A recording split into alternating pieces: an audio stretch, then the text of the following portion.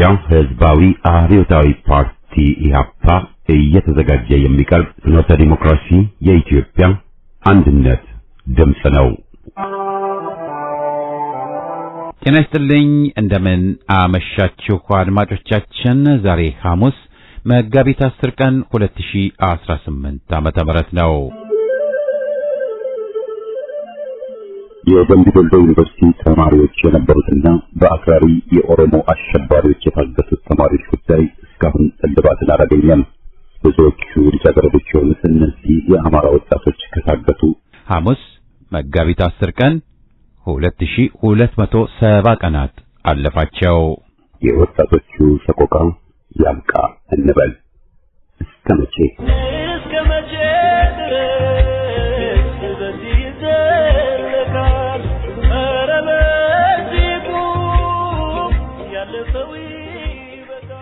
በየሳምንቱ ሐሙስ የምናቀርበው ከማህደራችን ፕሮግራማችንን አሰምተን የጠቅላላ ዝግጅታችን ፍጻሜ ይሆናል። አሁን ወደ ዜናው። ቅድሚያ ለሰብአዊ መብቶች በትግራይ የሚባለው ድርጅት አስገድዶ መሰወር እና ከሕግ ውጭ የሆነ እስር እንደተንሰራፋና ጊዜያዊ አስተዳደር ተብየው ለጥሰቶቹ ኃላፊነት የማይወስድበትና ተጠያቂነት የሌለበት ሁኔታ እንደሰፈነ አስታወቀ። በተለይ ጋዜጠኞችና የፖለቲካ አስተያየት ሰጪዎች ሐሳባቸውን በነጻነት በመግለጻቸው ኢላማ እየተደረጉ መሆኑን የጠቀሰው ተቋሙ ባለስልጣናት ሐሳባቸውን በነጻነት በሚገልጹ ግለሰቦች ላይ ማስፈራሪያዎችንና ዛቻዎችን መፈጸም እንዲያቆሙ ጠይቋል። ከወያኔ ጋር እጅና ጓንት ሆነው የሚሰራው ጊዜያዊ አስተዳደሩ የደረሱበት ባልታወቁ ሰዎች ዙሪያ ሙሉ መረጃ እንዲሰጥና በቁጥጥር ስር ባልሆኑ የተሰወሩ ሰዎች ላይ ገለልተኛ፣ ግልጽና አፋጣኝ ምርመራ እንዲያካሂድም የምርመራ ውጤቱንም ይፋ እንዲያደርግ ተቋሙ ጥሪ አቅርበዋል። ብሔራዊ ባንክ ካሉት 31 የንግድ ባንኮች 25ቱ በከባድ የገበያ ውድድር ውስጥ መቀጠል ስለማይችሉ ተዋህደው ጠንካራ ባንኮችን መፍጠር ወይም መዘጋት አማራጫቸው መሆኑን ሰሞኑን ባወጣው ዘገባ አስታውቋል። 25ቱ ባንኮች የገበያ ድርሻቸው በድምሩ ከ22 በመቶ በታች ሲሆን የኢትዮጵያ ንግድ ባንክ ብቻውን 49 በመቶ ድርሻ ያለው መሆኑ ታውቋል።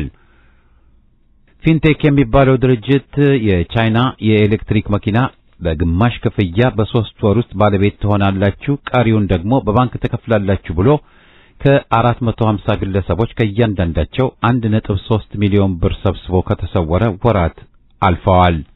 ኩባንያው በአጠቃላይ ዘርፎ የተሰወረው ከ600 ሚሊዮን ብር በላይ ይሆናል ተብሏል። ይህ ድርጅት ካገዛዙ ንግድ ፈቃድ ተሰጥቶት ከባንኮች ጋር ተዋውሎ ሕጋዊ ሰውነት አግኝቶ በመንግስት ሚዲያዎች ሳይቀር ማስታወቂያ አስነግሮ ገንዘብ ዘርፎ መጥፋቱ ታውቋል። ቤት ኪራይ ከፍሎ ተመግቦ ማደር ብርቅ በሆነባት አገራችን በሚሊዮን የሚቆጠር የሚዘረፉ ዜጎች ዜና የማንንም ቀልብ አልሳበም ተብሏል። በማስከተል ዜና ፋኖ። የአማራ ፋኖ ብሔራዊ ንቅናቄ ከሰሞኑ አርበኛ ኦባንታ ባተ ሁለተኛ ዓመት መታሰቢያ ከራስ ጋይንት እስከ ደራ ሐሙሲት ከፍተኛ የሆነ ተጋድሎ እየፈጸመ ይገኛል። በደቡብ ጎንደር ቀጠና እና አዋሳኞች የሚንቀሳቀሱት የበላይ ዘለቀ የጎንደር ጠቅላይ ግዛት እንዲሁም የሚሊክ ኮሮች በጋራ አቅደው ዛሬ አነጋግ ላይ የጀመሩት ውጊያ ጥላት በደቡብ ጎንደር ቀጠና ያሰማራውን ሰራዊት ሙሉ በሙሉ በመደምሰስና ሎጂስቲክሱን በመማረክ በድል በመከናወን ላይ ይገኛል። በራስ ጋይንቱ ንፋስ መውጫ ከተማ፣ በጉና በጌ ምድር ክምር ድንጋይ ከተማ፣ በፋርጠው ጋሳኝ ከተማ፣ በደራሲው ሐሙሲት በደረው ከተማ የተከማቸውን የጥላት ኃይል ቁሳቁስ ኢላማ አድርጎ በተካሄደው ማጥቃት በሁሉም ከተሞች የነበረው ያገዛዙ ሰራዊት በጥበበኛው በፋኖ ክንድ ፍርስርስ ወጥቷል። በዚህ አውደ ውጊያ ሜጀር ጀነራል ኦባንታ ባተ አንደኛ ኮር ከባህር ዳር በ30 ኪሎ ሜትር ርቀት ላይ ያለችው ደራ ሐሙሲት ከተማ ወንጨት ሚካኤል ይዘትና ቦምባት የመሸገውን ያገዛዙ ኃይል ከደብረ ታቦር ከተማ በቅርብ ርቀት የምትገኘው ጋሳኝ ከተማን አልፎ ወደ ክምር ድንጋይና ራስ ጋይንት ሊያልፍ የነበረውን ያገዛዙን ኃይል ሙሉ በሙሉ ደምሷል።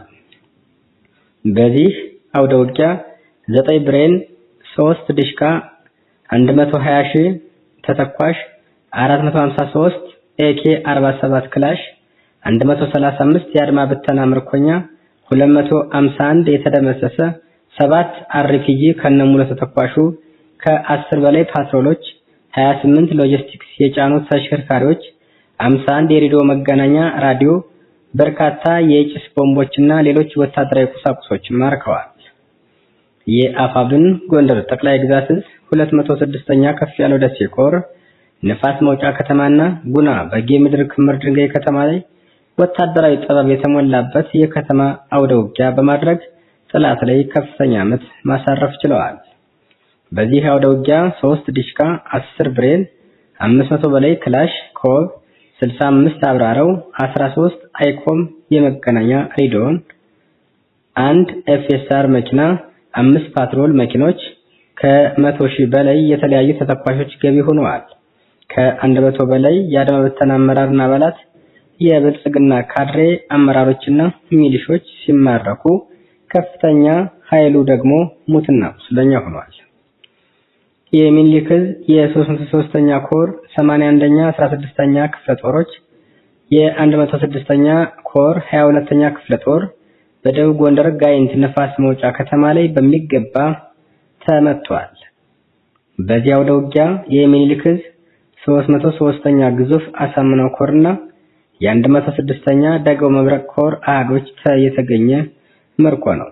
ይህም 183 ከተለያዩ አሃድ የተወጣጣ የጠላት ኃይል፣ 1 ብሬን፣ 2468 የብሬን ተተኳሽ፣ 151 ክላሽ፣ 8780 የክላሽ ተተኳሽ፣ 267 የእጅ ቦምብ፣ በርካታ የደረትና የወገብ ትጥቅ እንዲሁም ወታደራዊ አልባሳት የተማረከ ሲሆን ከ200 በላይ አድማ ብተና ፖሊስና ሚሊሻም ተደምስሷል። በአጠቃላይ በዛሬው ዕለት እስካሁን በተካሄደው ውጊያ 6 ዲሽቃ፣ 20 ብሬን፣ 1104 ክላሽ፣ 15 ፓትሮል፣ 29 ሌሎች ተሽከርካሪዎች፣ ከ500,000 በላይ የክላሽ እና የብሬን እንዲሁም የዲሽቃ ተተኳሽ፣ 64 መገናኛ ሬዲዮኖች፣ 65 አብራራው ጠበንጃ፣ 500 በላይ የእጅ ቦምቦች፣ 418 ሰራዊት መማረክ ችሏል። በዚህ ውጊያ 651 የጠላት ኃይል ተደምሷል። በርካታ ወታደራዊ ቁሳቁሶችም ገቢ ተደርገዋል። የሚኒሊክ ዕዝ 101ኛ ኮር ወልዲያ ዙሪያ ከባድ ተጋድሎን በማድረግ ድል አስመዘገበ። የ11ኛ ክፍለ ጦር 35ኛ ክፍለ ጦር በጋራ በመሆን ከወልዲያ እና ከመርሳ ተነስቶ በርካታ እግረኛና መካናይዝድ እንዲሁም ድሮን ታጅቦ ወደ መርጦ ማጥቃት እያደረገ የጠላት ኃይል ብርቱ ትንቅንቅ ተጋድሎን በማድረግ ድል አስመዝግቧል። በተጋድሎ በርካታ የጠላት ኃይል በኮሩ መካናይዝድ በታገዘ ውጊያ ከባድ ሰዋዊና ቁሳዊ ኪሳራ የደረሰበት ሲሆን ቁጥሩ ቀላል የማይባል እግረኛ ሰራዊት ተደምሷል። በርካታውም ቁስለኛ ወደ ወልዲያና መርሳ ሆስፒታል ተወስደዋል። ሚኒሊክ ዕዝ የ102ኛ ኮር በሶስቱም ክፍለ ጦሮች አዲስና ነባር የክፍለ ጦር ቃኝና የክፍለ ጦር መካናይዝድ ሰልጣኞችን በደማቅ ሁኔታ አስመረቀ። የ49ኛ ክፍለ ጦር መካናይዝድ ቃኝ እንዲሁም የ65ኛና ሰልጣኞችን በማስመረቅ የአማራን ሕዝብ በኃይል ለመዋጥና ለመሰልቀጥ የመጣውን የብልጽግና የዘር ጨፍጫፊውን አገዛዝ በቀላሉ ለማስቆም አበክረው እየሰሩ መሆኑ ተገልጿል። በተጨማሪም የ102ኛ ኮር የስልጠና መምሪያ ኃላፊ እንዳለው መንግስት የኩሩ ሻለቃ ቢሆን አከል እንደተናገረው በዚህ አስቸጋሪ ወቅት የአማራን ሕዝብ ነፃ ለማውጣት በቴክኖሎጂ የታገዘ በተግባርና በንድፈ ሐሳብ የተደገፈ ስልጠና ለሰራዊታችን በመስጠት ላይ እንደሚገኙም ተናግረዋል። የሰራዊታችን ሞራልና አጠቃላይ ስነ ልቦና ያገዛዙን ጨፍጫፊ አገዛዝ ከአማራ ሕዝብ ትከሻ ለማስወገድ በጥሩ ቁመና ላይ እንደሚገኙም ጨምረዋል። በመጨረሻም በጠላት ወረዳ በመጓዝ አዲስ ስልጣኞችን ያለምንም አሰልጣኝ ድጋፍ የተማሩትን ትምህርት በጠላት ምሽግ ኢላማውን የጠበቀ የሞርተር ጥቃት በመፈጸም ለምረቃ ብቁ መሆናቸውን አስመስክረዋል። አዳራሹ ድልና ነጻነት የሆነ የአማራ ሕዝብ የህልውና ተጋድሎም ተጠናክሮ ቀጥሏል። የዕለቱ ዜና በዚያ በቃ።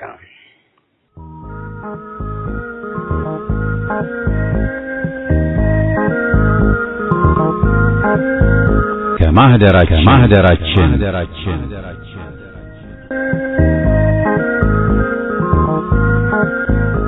ከማህደራችን ዘወትር ሐሙስ የሚቀርብ ከዓመታት በፊት በፍኖተ ዴሞክራሲ ቀርበው የነበሩ ሀተታዎችን፣ ትችቶችንና ጥናታዊ ጽሑፎችን ምን ብለን እንደነበር ለማስታወስ የሚቀርብ ዝግጅት ነው።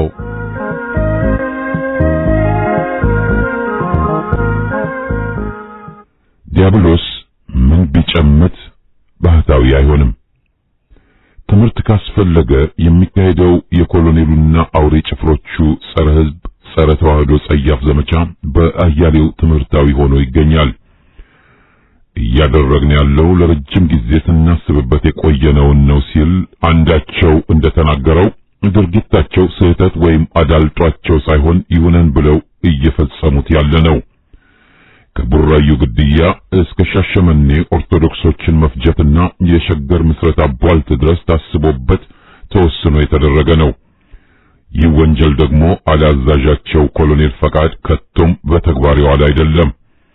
ለነገሩ ኦርቶዶክስ ሃይማኖት ላይ ራሱን መቆጣጠር አቅቶት ጸያፍ ዘለፋን ሲያሰማ ራሱን አጋልጧል። መሐይሙ ሽመልስም ጳጳሳት ላይ የደነፋውን ዛቻው ማንነታቸውን ግልጽ አድርጎ አሳይቷል። እንግዲህ ጃንሆይ ምን አጠፉ? ሚኒስትሮቹ እንጂ ኮሎኔሉ እኮ አይደለም ጽንፈኛ ተከታዮቹ እንጂ የሚለው መሸፋፈኛ ተቀዶ ተበጣጥሶ ከትቢያ የተጣለ ሆኗል። የወያኔን ቡትቶ ባንዲራ ማውለብለቡ እንዲሁ ቢያከት ምንኛ ደስ ባለ። ራሳቸው ላይ ያመጡት ቀውስ ግልጽ ያደረገው ያረጋገጠው አንድ አብይ ጉዳይ ይህ ከላይ የጠቀስነው ግልጽ የሆነው የኮሎኔሉ ጉዳይ ነው። ጥበቱ ቅጣቷል። ራሱን የሚያመው ራስ ወዳድነትና ፍቅር እርካታን አላመጣለትም። ታላቅ ልባል ቢልም ርካሽና ዋጋቢስ የሚለው በመብዛቱ ናላው ዞሮበታል። ከእኔ በላይ ሁሉን አዋቂ ለአሳር ያለው ክብርን ሳይሆን መሳቂያ አድርጎታል። ይህን በተረዳ ቁጥር ይበልጥ ራሱን ይስታል። እሱና ጥቂት ተከታዮቹ ብቻ የሕዝብን ስም እየተጠቀሙ የግል ጥቅማቸውን እንደሚያራምዱ ሁሉም ተገንዝቧል። ወደ ፍጹም አምባገነንነት መጨሊል ያለውን ፍላጎት የራሱን ማጋሮች ሊዋጥላቸው አልቻለም። አሜሪካና አረቦቹ በላዩ ላይ ተኪ እየፈለጉበት እያሴሩበት ነው መባሉንም እየሰማ ጥላውን የሚፈራ ሰው ሆኖ እየመጣ ነው መባሉ ገላጭ ነው። ከ27 ዓመት በላይ ወያኔን ታማኝ ሆኖ ያገለገለ ኮሎኔል ከጠባብ ብሔረተኝነት ከጸረ ኢትዮጵያነት የተቆራኘ ለመሆኑ ያለፉት 4 ዓመታት በግልጽ ያሳዩ ከመሆናቸው ባሻገር የኮሎኔሉ አደናጋሪ ልፈፋ ተነቅቶበት አሁንም ግብሩንም እሱንም የሚጠላው ሰው ብዙሃኑ መሆኑ ተረጋግጧል። ኮሎኔሉ የተሰየመው ለሀገር ደህንነት ሳይሆን ለግል ስልጣኑና ለጸረ ኢትዮጵያነት መሆኑ ክርክርን ጋባዥ አልሆነም። ሲነሳም የችግሩን እምብርት ሕገ መንግሥት ተብዬ አትንኩ ማለቱ፣ የወያኔን የክልል የጎጥ ፖለቲካ መጠበቁ፣ ግዳይን በጋቢሳ በስም ብቻ መመተካቱ፣ የተረኝነት ስግብግብነትን በማስፈኑ ወዘተ ከሱም ሆነ ካገዛዙ ለሕዝባችን የሚበጅ አይገኝም ብለን ከጠዋቱ ያጋለጥነውና ያወገዝነው በመሆናችን አገራዊ ግዳጃችንን በመወጣታችን ለግል ጥቅም ተገዢ ሆነን ባለመገኘታችን እንኮራለን። እስቲኛም እንዲሁ የሚሉን ሐቅን መሰረት አድርገው ይብዙና እንያቸው። ሃይማኖት የግል ነው፣ አገር የጋራ ነው በተባለው መርህ መሰረት መንግስትና ሃይማኖት የተለዩ መሆን አለባቸው ስንል የቆየነው ትክክል መሆኑን ድርጊታቸው ሳይወዱ አረጋግጧል። የቆጵሮሱን የቄስ ፕሬዝዳንት፣ የአውሮፓን ክርስቲያን ዴሞክራት ፓርቲዎች፣ የቫቲካንን አፍቃሪ ሙሶሎኒ የፖለቲካ፣ የኢራንን የሃይማኖት አያቶላ አገዛዝ፣ የምዕራቡን ጸረ እስላም አቋም፣ የአይሲስና ጽንፈኞችን አቋምና ድርጊት ወዘተ አጥብቀን የተቃወምነው ከዚሁ ሃይማኖትና ፖለቲካን ይለይ ከሚለው አቋማችን ተነስተንም ነው። በየካቲት 66 የሃይማኖት እኩልነት እውን ይሁን፣ አድሎ ወይም መለያየት ያብቃ በሚልም የተደረገውን ተቃውሞ መደገፋችንም ታሪክ ይዘክረዋል፣ ይመሰክራል። ደርግ አቡነ ቴዎፍሎስን አንቆ ገድሎ በተዋህዶ ቤተ ክህነት ላይ ህገወጥ ጫናውን ጥሎ ነበር። ወያኔም እንዲሁ የራሱን ግፊትና ተጽዕኖ ማድረጉና ካድሬውን ሊቀ ጳጳስ ብሎ መሾሙ የታወቀ ነው። ኮሎኔሉም በዚያው ጸረ ኢትዮጵያ ቦይ የሚፈስነውና ቤተ ክህነትን ሲኖዶሱን በብሔሩ ከፋፍሎ የቄሮና ባለሜንጫውን የገደል ማሚቴ ዲያብሎስ አቡን ብሎ ሊሾምና ሲኖዶሱን በብሔር ሊከፋፍል ተነስቶ አገርን እያመሰ ነው። ከዚህ ድርጊታቸውና ሰይጣናዊ ስምሪታቸውም ነቅነቅ የሚሉ አይሆኑም። ያፈገፈጉ ቢመስሉም እንኳ ሳብ አርጎ ሊወነጨፉ እንጂ ሊቀየሩና ስህተታቸውን ሊያርሙ አይደለም። ኮሎኔሉ እየባሰበት ሲሄድ ጨርቁን ጥሎ እርቃኑን እየተወራጨ ነው። አላምንህም ካልተባለ በቀር ጸረ ተዋህዶ ጸረ ኢትዮጵያ ነኝ ብሎ በግልጽ እየተናገረ ነው። ከንቲባ ያላትም አዲሲቷ እቴጌ ሙስና መሆኗን በግልጽ በአጭር ጊዜ አሳይታለች። ሽመልስ ተብየውማ የጠባብ ድፍንቅል መሃይም መሆኑን ደጋግሞ አሳይቷል። ሸኔ ኦነግ ወዘተ ሁሉም ቀራቅንቦች በሰበሱ እንጂ አልታደሱም። ጥርት ብሎ ያለ ልዩነትና ቅራኔ ነው። በአንድ በኩል ኢትዮጵያ አገር ባይ አገር ወዳድና ለውጥ ፈላጊ ኃይሎች፣ በዛኛው ወገን ደግሞ የጠባብ ብሔረተኛ መንጋና አገር አጥፊዎች። ኮሎኔሉ ከአገር አጥፊዎችና ዘረኞቹ ጎራ ነው። የኢትዮጵያ ጠላት ነው። ከህዝብ ሁሉ የተቃረነ እኩይ ነው። ይህን በአሁኑ ጊዜ አስረግጠን ክርክርን መጋፈጥ አልነበረብንም። በደም ግልጽ ሆኖ ይታያልና አልታደልንምና ዛሬም ተደናግረው አገርን የሚጎዱ አሉና ደግመን ደጋግመን ማስረዳቱ የግድ ሆኖብን አለ። በባድሜም ከዚያም በፊትም በወሳኝ ወቅቶች የወሰድናቸው ትክክለኛ አቋሞች ትምህርታዊ ሊሆኑ በቻሉ ነበር። በታሪክ አጋጣሚዎች ሁሉ ሸብረክ ደከም የሚሉ አልጠፉምና ግዳጃችን የሚያባራ ሆነ። አገዛዙ ዛሬ ኢትዮጵያን ከፋፍሎና ፈራርሶ ሊያጠፋ ሲሮ እንደተነሳ በጣም ግልጽ ነው። ቤተክርስቲያን ላይ ዘመቻው የዚህ ዘመቻ አንዱ አካል ነው። ህዝብ በብዛት የሚከተለውንና የህዝብን አንድነትና አብሮነት የሚገልጸውን ሃይማኖት ዘረኞቹ ካፈረሱ የአገር ብተናው ተልዕኳቸው ሰመረ፣ ተሳካ ማለት ነው። ለዚህም ነው ይህን ዘመቻ በጋራ ማሰናከል ግዴታችን ሆኖ የሚገኘው። ነግበኔ ነውና ሁሉንም ሃይማኖቶች የሚመለከት ሴራና ዘመቻ ነው። ነግበኔ ነውና አገዛዙ እየነጠለ ሲያጠቃ ተነጥሎ ሰለባነት ስህተት ነው። በጋራ እምብኝ ማለት ያሻል መባሉም ትክክል ሆኖ ይገኛል። ያገዛዙ ድንፋታ የወረቀት ነብር አስፈሪነት ያህል ነው። ፊኛ ቢፈነዳ በርጋጊ ናቸው። ኃይል ግን የሰፊው ህዝብ ነው። ህዝብ ደግሞ ኮሎኔሉና አገዛዙን ተጻራሪ ነውና ወዮላቸው ለህዝብ ጠላቶች የሚባልበት ጊዜ ደርሷል። ተባብረን ጭፍን ዘረኞችን እናውድም። ኢትዮጵያና ኢትዮጵያዊነት አሸናፊ ናቸው።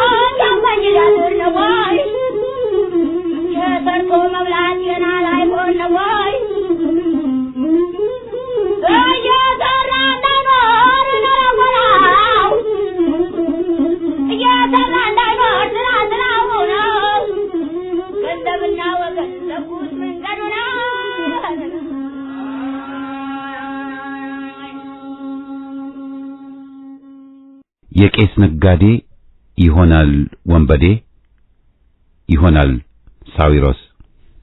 ኢትዮጵያ የመቻቻል ሀገር የሆነችው ዛሬ ወይም ትላንት አይደለም። ረጅም ታሪክን አስቆጥራለች። በሃይማኖታቸው ምክንያት ተጠቅተው የተሳደዱትን ሳይቀሩ ተቀብላ አስተናግዳ የማይፋቅ ታሪክ አጽፋለች። ስለ ፍቅር በስማም ይቅር ያለች አገር ናት እንጂ ሃይማኖትን እንደ ጅማት አክራ ጠብ ግጭትን ያለች አልነበረችም፣ አይደለችም። በአንጻሩ ዘረኛ ባለጌዎች የሆኑ ፋሽስት ሶላቶዎች ግን ሃይማኖትን ምክንያት አድርገው አገር ሊከፋፍሉና ሊያጠፉ ሞክረው ነበር። ወያኔም ኮሎኔሉም ጸረ ኢትዮጵያ፣ ጸረ አንድነት በመሆናቸው የአንድነት ነጸብራቅ ሆና የቆየችውን ቤተክርስቲያን ለማውደም ያልፈነቀሉት ድንጋይ የለም። ጥራዝ ነጠቁ ግራ ነኝ ባዩና ግራ የተጋባው ደርግም ቢሆን ባለው አቅም ጸረ ቤተክርስቲያን ነበር። ሕዝብ ግን ሃይማኖቱን ሳያስደፍር ቆይቷልና የዛሬው ሴረኞች ጥቃት እንዲሁ የሚከሽፍ መሆኑ አያጠራጥርም። የብሔር እኩልነት ጥያቄ የተነሳው በዘፈቀደ ወይም አንድ ዋልልኝ የተባለ ዜጋና ትውልዱ ሥራ ሲያጡ ያነሱት ጉዳይ አይደለም። ለሀገር ለለውጥ ጠንቅ እየሆነ በመምጣቱና ተራማጅ ክፍሎች ድብብቆች ትተን ፊት ለፊት ተጋፍጠን መፍትሄ እንስጠው ብለው የጣሩትን የሚመለከት ነው።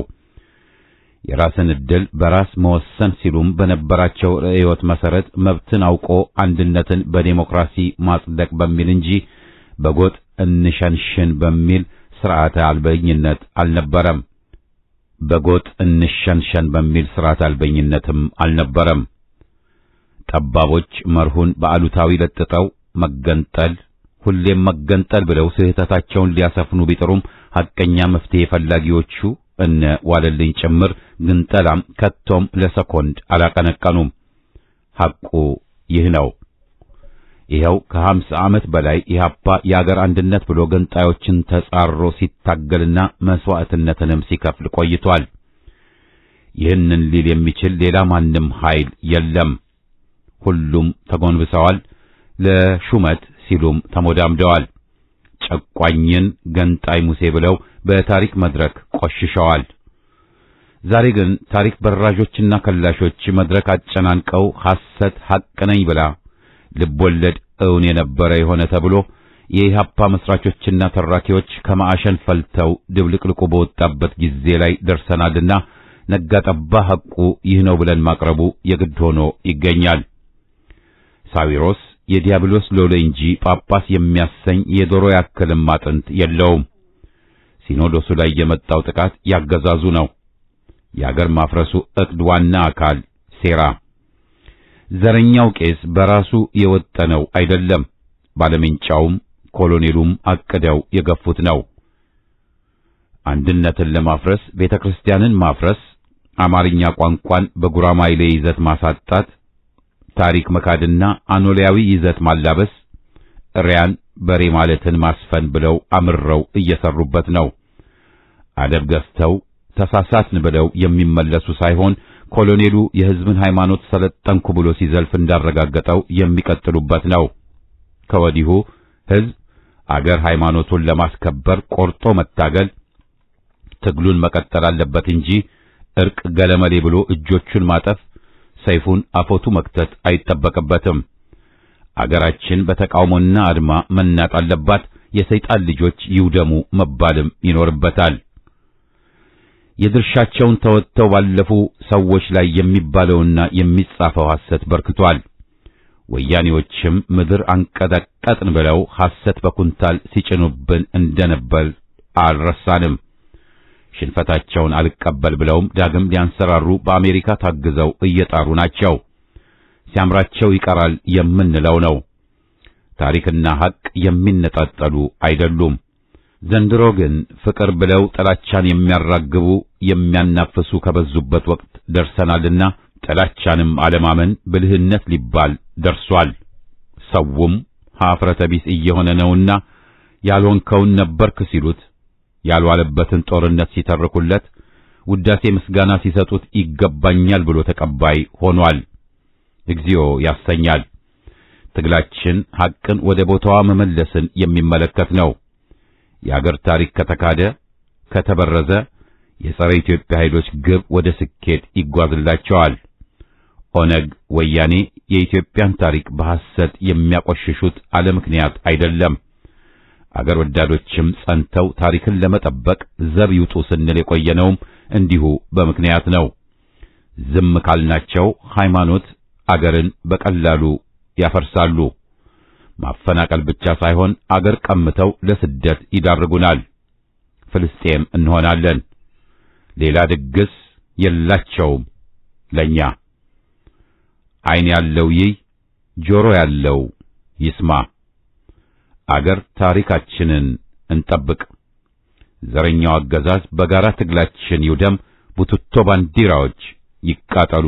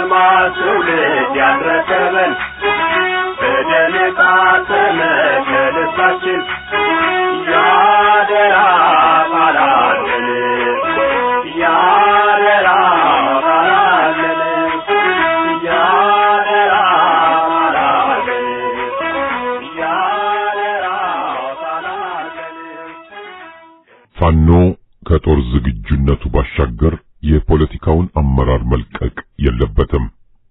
ከአምረ ልሳን ዘነበ በቀለ። ይህ አዘጋጃጀት ዋጋ የሚያስከፍል መሆኑ የታወቀ ቢሆንም ያለፉትን ስህተቶች ማረም የሚቻለው የጉዳዩ ባለቤት በቀጥታ ገበሬውና ዝቅተኛ ኑሮ የሚኖረው ክፍል መሆኑ ሲታመንበት ነው። በኢትዮጵያ ውስጥ የተደረጉ ትግሎች በሞላ በከፍተኛና በመካከለኛ የኑሮ ደረጃ ውስጥ ባሉ ግለሰቦችና ቡድኖች ይመራ እንጂ የዝቅተኛውን ክፍል ተሳትፎ የደምና ሕይወት መስዋዕትነት የጠየቀ እንደሆነ ግልጽ ነው።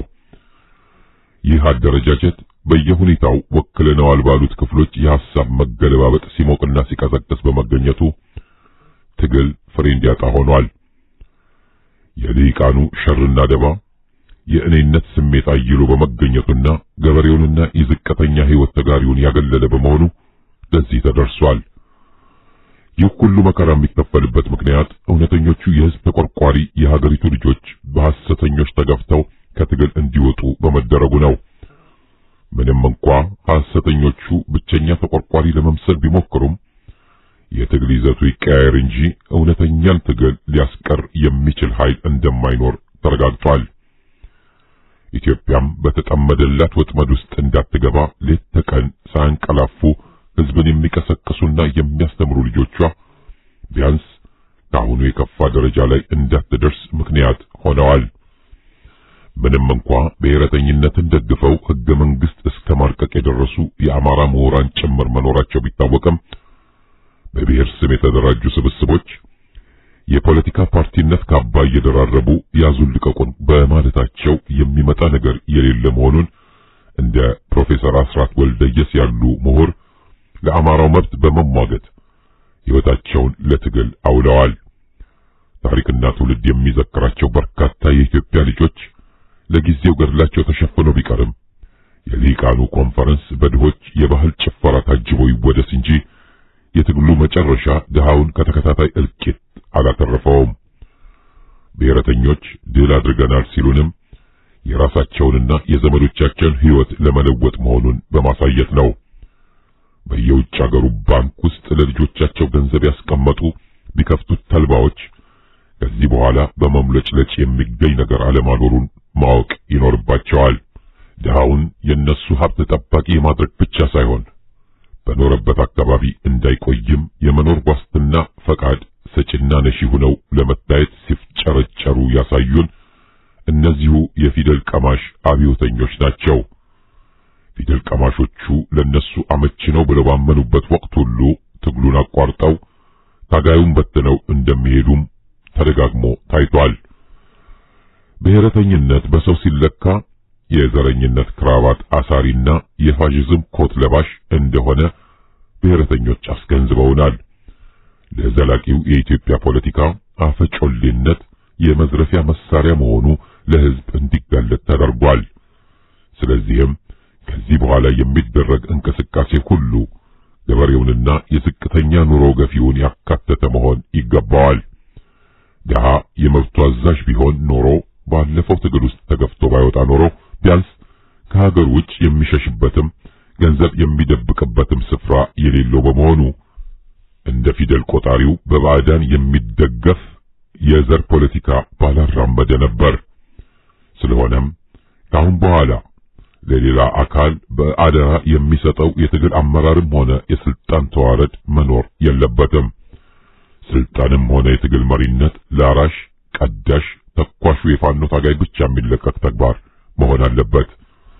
አደረጃጀቱን ከህዝብ ጋር አጠናክሮ በያዘው መልኩ በየመንደሩ ገብቶ ዘርን ሳይሆን ተሳትፎን፣ ቋንቋን ሳይሆን አብሮነትን ለማበልጸግ አንድነትን፣ ፍቅርን መልሶ በኢትዮጵያ ምድር ላይ የነጻነት ካስማውን ለመትከል የሚዋደቀው የፋኖ ሰራዊት በሁሉም መንገድ ብቃቱን ያሳየ በመሆኑ ሌላ አካል በአመራር ስፍራ ማስቀመጥ አያስፈልገውም። የኢትዮጵያን ዝንጉርጉር የነብር እይታ እንደ መመዘኛ በመውሰድ በየሰፈሩ አነስተኛ ቁጥር ባላቸው ወጣቶች የእዝ ሰንሰለት ስር ትግሉን ማቀጣጠል አይሳነውም። በሰፊው እንዲንቀሳቀስ የዲያስፖራ እርዳታ በእጅጉ አስፈላጊ ነው። በዚህ በኩል የሚንቀሳቀሱ ወገኖችን ማበረታታት ትክክል ነው። ፋኖን በኢኮኖሚ ማጠናከር የአማራው ብቻ ሳይሆን የሁሉም አገር ወዳድ ኢትዮጵያዊ ግዴታ ተደርጎ መወሰድ ይገባዋል። ድል ለኢትዮጵያ ሕዝብ!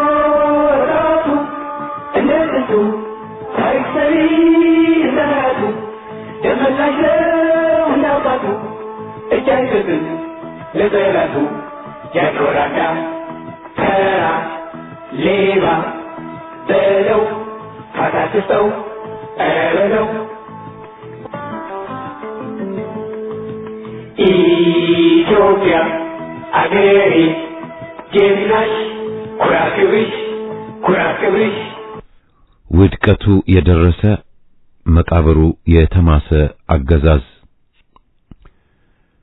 ባዕዳን በኢትዮጵያ ላይ የጫኑት ይህ የኮሎኔሉ ዘረኛና አረመኔ አገዛዝ ወደ ውድቀቱ በፍጥነት እየገሰገሰ መሆኑ የማይታበል ሐቅ ነው። ጠነከርኩ ሲል ድክመቱ አፍጦ ይታይበታል። ሕዝብ ደገፈኝ ሲል ድጋፍ አጥቶ ብቻውን እየቀረ መሆኑንም እናያለን። ጃንሆይ ምን አጠፉ እንዳይሉለት ሁሉንም ከይሲ እርምጃ እባቡ ኮሎኔል እንደሚያዝ ተጋልጧል። ኢትዮጵያን ማፍረስ ብንፈልግ ማን ያቆመናል ብሎ እስከ መደንፋትም የደረሰው ግብዝ ኮሎኔል ሕዝብ እያገደው እንደሆነ ጠንቅቆ ያውቃል። አማራ አዲስ አበባ እንዳይገባ፣ ተፈረማሞ እስራኤል ሄዶ እንዳይታከም፣ ቴዎድሮስ ታንቱ በእስር ይሰቃይ ዘንድ ትዕዛዞች ሁሉ ምንጩ ራሱ ነው። ለግንጠላ የሚያመቻቹትን ድርጊቶች ሁሉ ቀስ በቀስ ተራ በተራ እየፈጸመ ነው። የሕዝብ ተቃውሞ ጭራሱኑ ስላልሞተ እንደፈለገው በተመኘው ፍጥነት ኢትዮጵያን ሊያፈርስ ግን አልቻለም። ግቡና ሙከራው ግን ይህ ነው። ግቢ ነፍስ ውጪ ነፍስ፣ ግብግቡም በዚህ ላይ ነው። አቅም ቢኖረውና ቢችልማ ትላንት ከትላንት ወዲያ አገር አፍርሶ ነበር። ይህ አውሬ ማፍረስ እንችል ነበር፣ ማንስ ያቆመናል ብሎ የሚቀባጥረው ኮሎኔል ኢትዮጵያን ሊያፈርስ ተቃይንቶ የመጣ የነ ሳውዲ ኤሚሬትስ ቡችላ መሆኑን ሕዝብ ቀስ በቀስ አውቆበታል። በመጀመሪያ ሰሞን ብዙዎች መደናገራቸው የታየና ብዙዎችንም የጎበኘ ድክመት ክስተት ነው። ሙሴ ያሉት ቅኔ ይዘረፍለት ይወደስ ያሉ ጥቂቶች አልነበሩም። ኮሎኔሉ ቀዥቃዣና ጥራዝ ነጠቅ በመሆኑ ግን ወዲያውኑ የሕዝብን ድጋፍ ጨርሶታል።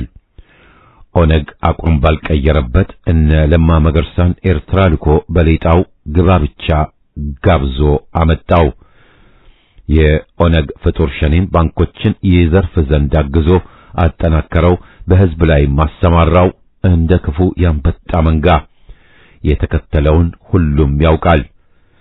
ሸኔ የገዢው ዘረኛ ፓርቲ ጸረ አማራ መሳሪያ ሆኖ እየሰራ ነው ያለው። ሽብርተኛ የተባለውም ለወያኔ እንደተሰረዘ ሁሉ በእርቅ ሽፋን በቅርቡ የሚነሳለትም ይሆናል። ሕዝብን በገፍ የፈጁ ወያኔዎች ሽብርተኛ አይደሉም ከተባሉ ሸኔስ በኮሎኔሉ እዝ አማራን ከመጨረስ ሌላ ምን ልዩ ወንጀል ሰርቷል? በሁሉም መስክ ኢትዮጵያን ክዶና ሰርዞ ልቦለዳቸውን ሊጭኑብን ሳይታክቱ እየሰሩ ናቸው። የዚህም መሪው ኮሎኔሉ ራሱ ነው። እባብን ከጉያ ከቶ ያቀፍኩት እርግብን ነው ማለቱ አያዋጣም። የችግራችን መከሰቻ አሜሪካ ኢትዮጵያን ለማንበርከክ ይሰራልኛል ብላ የሾመችብን ተውሳክ ኮሎኔል ነው። ሳይታክት ለአሜሪካ የሚጎነበሰው ይዘቱና ጠባዩ ዋስትናውም ይህ ስለሆነ መሆኑ ግልጽ ነው። ዋናው ግቡ የኦሮሞ ጠባብ ጸረ ኢትዮጵያዊነት ነው። ከዚህ ነቅነቅ አላለም። ኢትዮጵያ የሚለው ሽፍንፍን ማወናበጃ ጊዜ መግዣ ብቻ ነው። በሃይማኖታችንና ታሪካችን ላይ የዱቤ መድፉን የሚተኩሰው አለ ምክንያት አይደለም። ንብረታችንን ተረኞች ነን ብሎ እየዘረፈን ያለውም ምስክር ነው። ኮሎኔሉ በሙስና አልተዘፈቀም ይሉናል። አገዛዙ በጥቂት ዓመታት ወያኔን አስንቆ በዋልጌነት ሰማይ ደርሶ የነ ኩማ ደመቅሳ $1000 ጫማ የብዙ ሺዎች አርማኒ ሱፍ ብልጭታው እንጂ ዋናው ዶፍ አይደለም። ሰፊው ሕዝብ ከችግሩ መውጫ ቀዳዳና መንገድ አጥቶ ቆመንልሃል የሚሉት ካንተ ጎንነን የሚሉት ዋሾ ሆዳደር እየሆኑበት በጥይትም በረሃብም በመርገፍ ላይ ነው። ቦርጫቸው ካገር የቀንደበባቸው በላዩ ላይ ተሹመውበት ለዘረኞች አገልጋይ ተሟጋች ሆነዋል። በተለይ አማራው ከጎኑ ሆነው የሚቦጭቁት አዴፓ በአዴኖች በስተውበታል። ፋኖን የመከፋፈልና በዚያ አቅም አልባ የማድረጉ ዘመቻ ባገዛዙም በእነ አሜሪካም ተጧጡፈዋል። የሀገር ገንዘብ ኢትዮጵያን ለማጥፋት በገፍ እየፈሰሰ ነው ማለትም ይቻላል። በአንጻሩ የሀገር ወዳዱ ጎራ ተፋዟል ብንል ወቀሳ አይደለም። ቆርጠው ተነስተው ለሀገር ሲሉ የተሰዉትንም በመዘንጋት አይደለም። ንዑስ ከበርቴው በከተሞች አስረሽ ምቺው ላይ ነው። የተጎዳ ወገኑን ረስቶ በቻይና ሱፍ ተሸትሮ አገሩን ረስቷል። ባንገቱ ሊገባ ያለውን ገመድ ማየትም ተስኖታል ማለትም ይቻላል። የሚጨርሰው ጮማ አይኑን ጋርዶታል። ወጣቱ አገሬ ሃይማኖቴ ብሎ ሲነሳ ማጀብም አቅቶታል። ወያኔ የሰለበውን ወኔ ማስመለስም አልቻለም። አንዳንዶቹማ ይባስ ብለው ትናንት ሊያጠፉት ጥረው ያቃታቸውን ኢህአፓ ዛሬም ለማጥፋት ለማዳከም ሲፍጨረጨሩ እንደ መንደር ጠንቋይ ሲከታትቡም እየታዘብን ነው። ባዕዳን በአብይ ጠላትነት ፈርጀውት በተቻላቸው እየሻጠሩት ናቸው። ሕዝብ የፈጁትን እነ ስብሐት ነጋን ተቀብለውም እየረዱ ናቸው። ከወያኔ ጎን ሽፋን እየደረደሩ ቆመዋል። የኢትዮጵያ ጠላቶች ቁጥራቸው አልቀነሰም፣ ማንነታቸውም ባያሌው አልተቀየረም። እናውቃቸዋለንና ልንታገላቸውም ይቀለናል። ለዚህ ግን ህብረት፣ ንቃት ያስፈልገናል። መደናገርን ማስወገድ፣ ጠላትን ወዳጅ ማለት ማቆም የግድ ነው። ሞት አይፈሪነት እንደገና መለያችን ሊሆን ያስፈልጋል። አገራችንን ከሆድ ሆነ ማንኛውም ጥቅም አስቀድመን እናስበልጠን መውደድም መነገር ያለበት አይደለም። በጋራና ቆራጥ መራራ ትግል ኢትዮጵያን ከዘረኛው አገዛዝ ጥቃት እንከላከል። ውድቀት ለኮሎኔሉና ዘረኛ አገዛዙ፣ ድል ለኢትዮጵያና ኢትዮጵያዊነት። ያገዛዙ ቡትቶ ባንዲራ ይጋይ።